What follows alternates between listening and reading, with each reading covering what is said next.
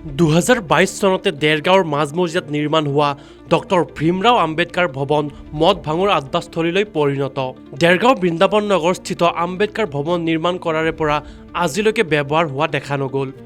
বৰ্তমান এই ভৱনটো অনৈতিক কাৰ্যকলাপৰ মূল স্থানলৈ ৰূপান্তৰ হোৱা পৰিলক্ষিত হৈছে। নিশা হ'লে বিভিন্ন ধৰণৰ অনৈতিক কাৰ্যকলাপত লিপ্ত হোৱা দেখা যায় যুৱক যুৱতীসকলক।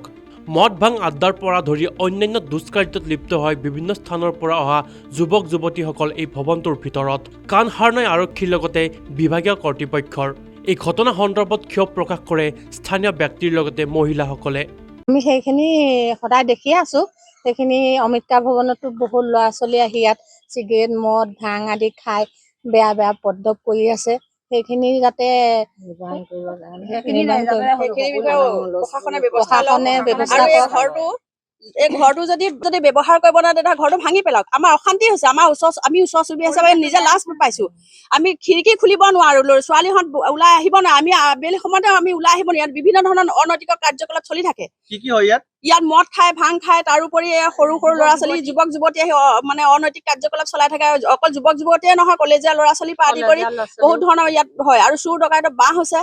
পৰহি দিনাখন আমাৰ ওচৰে এজনৰ হাতৰ পৰা লক্ষাধিক টকাৰ হয় এই পথতে নামঘৰৰ ফ্ৰণ্টত এইটো তাৰ পৰা বহুত টকাৰ সামগ্ৰী লুটি নিছে। আৰু আমাৰ ইয়াৰ পৰা ওচৰৰ পৰাই ছাগলী চুৰ কৰি নিয়ে। আমাৰ মোৰে ছাগলী 2-3টা নিছে। নিশা নালাগে, আমি সন্ধিয়াতে আহি পেলাই ভয় কৰো। আমাৰ লগত যদি ল'ৰা এজন নাথাকে আমি আহিবলৈ ভয় কৰো এইটো ৰাস্তাত। আৰু কিমান আৰু অসভ্যালি কৰে। আৰু যদি আমি কিবা কবলৈ আহো আমালৈ উল্টাই চোচা লয়। ওচৰতে আছে যদি থানাৰ ব্যৱস্থা লোৱা নাই। প্ৰশাসনে ব্যৱস্থা ল'ব লাগিছিলে। ইমান দিনে ড্ৰপ হৈ আছে। ৰাতিপুৱা 5টা বজাতো ইয়াত অনৈতিক কাৰ্যকলাপ চলে। ল'ৰা ছোৱালীবিলাক ক্লাছ কৰিবলৈ আহে, ল'ৰাবিলাক ক্লাছ কৰি আহি পেলাই ইয়াত সোমাই থাকেহি। আৰু ইয়াত নীৰৱ ভূমিকা, প্ৰশাসনে নীৰৱ ভূমিকা অৰ্পণ কৰি আছে। আৰু যদিহে এই ঘৰটো যদি সৎ কামত যদি ব্যৱহাৰ কৰিব নোৱাৰে তেতিয়াহ'লে ঘৰটো ভাঙি পেলাই ভাল হ'ব। আমাৰ ওচৰ চুবুৰীয়া আমি বহুত অশান্তিত ভুগি আছো। এতিয়া চাওক আপোনালোকে বেৰিকেড দি থলে এইবোৰ চব ভাঙি চিঙি লৈ গ'ল। গ্লাছ নাই, গ্লাছ ভাঙিলে, ঘৰ দুৱাৰ এইবোৰ চব ভাঙি চিঙি সেই কৰে। আৰু নালাগে এই লাইটটো দেখিছে আপোনালোকে, এই লাইটটো শিলগুটি মাৰি ভাঙিছে। ইয়াত মানে কোনো মানুহ আহিব পোহৰ কৰি দিব লাগে, সেইযোৰ ভাঙি দিছে। অন্ধকাৰ আমি ঘৰটো সৎ কামত ব্যৱহাৰ কৰক। হয় কিবা অফিচ বনাওক, নহয় কিবা সৎ কামত ব্যৱহাৰ কৰক, নহলে ভাঙি দিয়ক। আমি সেইটোৱে বিচাৰিছো। প্ৰশাসনে ব্যৱহাৰ কৰক। প্ৰশাসনে ব্যৱহাৰ কৰক। আমি ব্যৱহাৰ কৰাটো বিচাৰিছো। মই এইফালেদি ৰাতিপুৱা গধূলি যাওঁ, বজাৰলৈ যাওঁ বা দোকান বেংক কিনিব যাওঁ। তেতিয়া সৰু সৰু কলেজৰ ল'ৰা ছোৱালী, গাৰ্লছৰ সৰু সৰু ছোৱালী 18 বছৰ তলৰ এইবিলাক ল'ৰা ছোৱালী দিনটো কলেজলৈ আহোঁ বুলি, স্কুললৈ আহোঁ বুলি ইয়াত সোমাই থাকে। মানে এনেকে চাবলৈও লাজ লগা দৃশ্য। মানে ল'ৰা আৰু ছোৱালী তাৰমানে সোমাই মানে এনেই নাথাকে, মানে যি কৰ্ম কৰি থাকে মানে একদম দিন এইখিনি ষ্টেপত বহি আনকি বান্ধৱী এজনী লৈ আহে, বান্ধৱীজনী তাত বহুৱাই থয়। আৰু ল'ৰা ছোৱালী হাল সেইখিনিত মানে যিটো দৃশ্য মানে ক'ব নোৱাৰি। যিটো দৃশ্য মানে ক'ব নোৱাৰি আৰু। আমাৰ ঘৰৰ ওচৰতো মানে বিহাৰী মানুহ এজনী আছিলে। তেওঁ অকণ অসুস্থ হৈছিলে। অসুস্থ হোৱাৰ কাৰণে তেওঁ ডিব্ৰুগড়লৈ গৈছিলে। 24 দিনত গৈছিলে। 24 দিনৰ মূৰত আহিলে। অহাৰ পিছত দেখিছে তেওঁৰ ভিতৰত বস্তু একোৱেই নাই।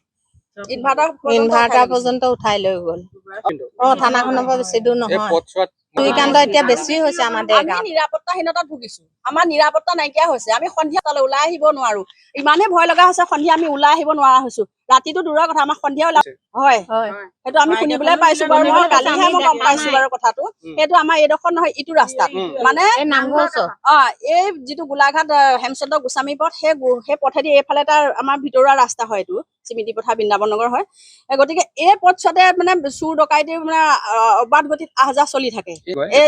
আমাৰ বৃন্দাবন নগৰ মেলা আহিলে কিন্তু আমাৰ নামঘৰ দুবাৰকে চুৰি হৈছে। মেলা আহিলে চুৰ হয়। নামঘৰ দুবাৰকে চুৰি হৈছে। সেইফালে সেই মানুহগৰাকীৰ বস্তু চুৰি হৈছে দুবাৰ। আৰু এইখিনি পথত ছাগলী নিয়ে থাকে। আন নালাগে, নাগৰিক মঞ্চৰ এই জ্যেষ্ঠ নাগৰিক সন্থাৰ এই অফিচ বনাই আছে তেওঁলোকে। ইয়াৰ পৰা ৰদ চুৰ কৰি নিছে।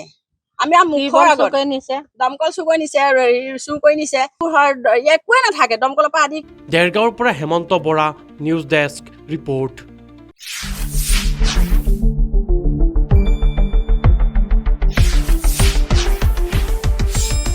শুদ্ধ আৰু বিস্তৃত বাতৰিৰ বাবে চাই থাকক নিউজ ডেস্ক ৰিপৰ্ট।